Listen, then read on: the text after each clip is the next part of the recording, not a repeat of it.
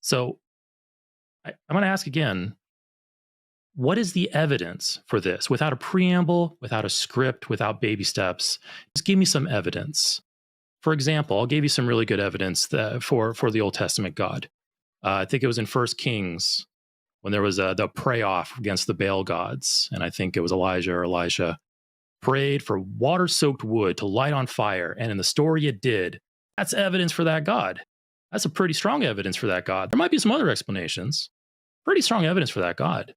Can you give me something like that? Something similar? Can you give me a process to use to test whether this God exists or not? Or is it all just going to Now, let's be say I did. talk?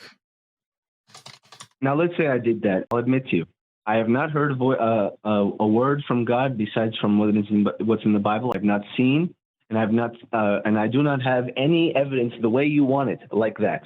That would be good. Can you imagine if that detective showed up and said, "Hey, I don't have evidence that the butler did it, but if I had evidence that the butler did it, would you believe it then?"